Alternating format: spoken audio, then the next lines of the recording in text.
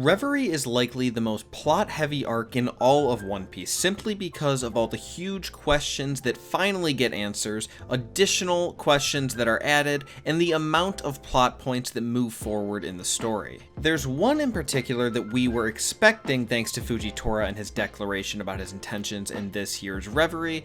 I'm not sure how exactly he did it, since when Akainu found out he was just chilling in Marijois, he ordered that he was removed, but somehow Fujitora was able to accomplish his goal of bringing up the idea of disbanding the 7 warlords. It's honestly hard to tell whether or not his plan of the absolute abolition was successful, since there seems to be indications that it both has and hasn't been. So let's look into those points. Mihawk tells Perona that she should leave the island that he uses as his home because of something that happened at Reverie.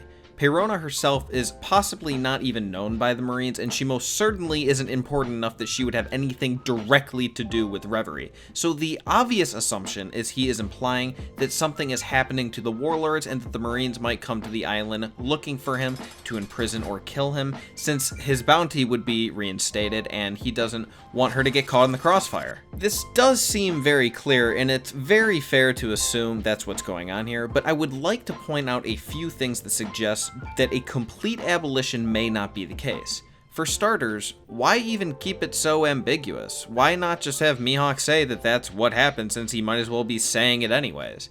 It's almost as if it's supposed to be misleading. Additionally, One Piece is a story with a living and breathing author. It's not necessarily the most realistic thing in the world. With that being said, I find it very strange that Oda would spend time replacing the warlord positions that were made vacant just to very shortly after have them removed, especially with the interesting goals they seem to have. Very fitting of warlords indeed. After the time skip, we get a little introduction to the new roster of warlords, which includes the addition of Buggy. Buggy being a warlord is fascinating enough by itself, considering he has consistently demonstrated a massive lack of raw power, yet always being able to make things go his way. On top of that, he seems to be a surprisingly powerful member of the black market, even celebrating the downfall of the greatest member of the One Piece cast, Dofi, aka King of the Underworld. Why put him in a position like this if it's going to be taken away so soon? It wouldn't fit Buggy's character to continue down this path if he didn't have the protection of being a warlord. After we learn about Buggy joining, we get this ridiculous sentence, and you guys already remember the last warlord we talked about earlier, to completely piss off all viewers. Recently though, we did get to meet the final warlord, Edward Weevil. As soon as we do, we learn both that he is extremely powerful and that he believes he is the one and only biological child of Whitebeard, and that every one of his fake sons needs to be eradicated. This is another interesting ambition that seems like it will play a big part in the future. Unlike Buggy, I wouldn't say this goal is very dependent on him maintaining his position of warlord, but considering how recently in the story he was first shown, it does seem really funky for Oda to just be done with him without him actually having used the position at all. What was the point, and how would that even affect him? Like, what, we see him just be a warlord out of nowhere and he doesn't do anything with it at all whatsoever, and then it's just going to be taken away from him? He's going to be like, oh, I was a warlord and now I'm not a warlord, whatever, I guess, who really cares, doesn't make a difference. That would just be so weird. So on one hand, we have a super strong implication from Mihawk that the status of the warlords has been affected during the Reverie, but on the other, it would be really weird for Fujitora's suggestion of a total abolition to be the case. So what else could have happened here? One possibility I've come up with is that certain warlords could have lost their status based on their behaviors during their terms. If any of them had been insubordinate to the world government or violated the conditions of the agreement, perhaps they would be stripped of their title.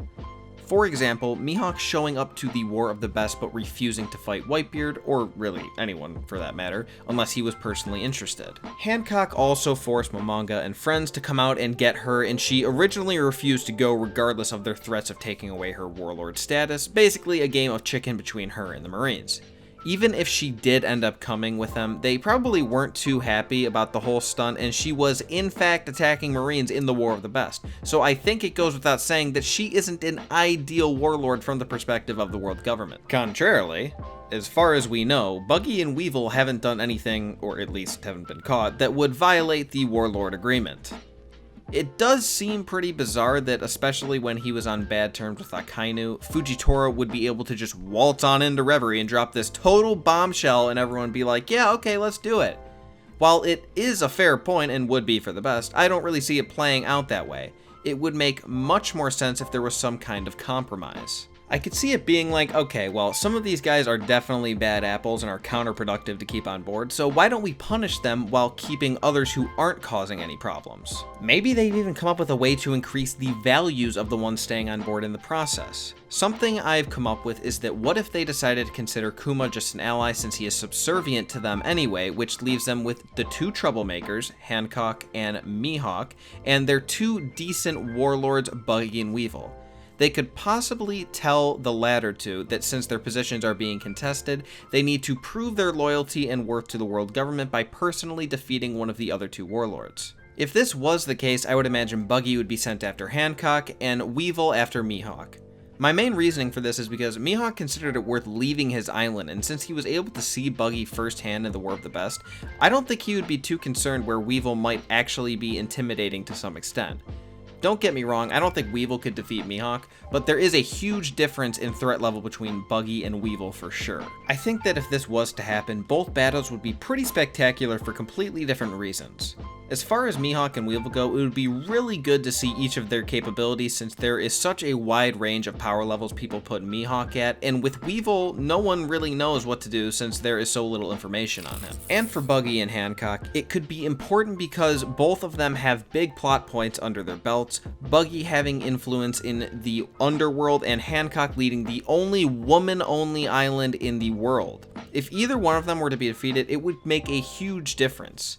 I do have to say though that I'm not exactly sure Buggy would be willing to challenge Hancock because of how powerful she is, and he's aware that him being a warlord is basically a fluke anyway. So that's my little idea for what could possibly happen when we get more information on this, when we find out what actually happens. I mean, for starters, you know, maybe it is a complete abolition and everything I'm saying here is completely useless, but I don't think that's the case, and I don't even necessarily think that this is what's going to happen. I really don't think at all this is just something I came up with, so I thought you guys might be interested in hearing it, just throwing an idea out there. If you enjoyed this video, remember to give it a thumbs up and subscribe if you haven't already. Remember to leave me a comment letting me know what you thought about this video. I like to hear from you guys, so make sure to tell me if you liked it, dislike it, you like these kind of videos that I'm doing, these new chess videos. If you have not done so already, make sure to check the link in the description to my Discord. We have a ton of different fun discussions in there, things, different kind of versus battles between One Piece characters, between characters from different series, even crossovers sometimes. I'm not particularly a fan of that stuff, but there's a lot of fun stuff to do in the Discord, so make sure to check that out if you have not done so already. With that all being said, I hope you guys have an excellent rest of your day, a great end to your weekend, and I'll talk to you on Wednesday.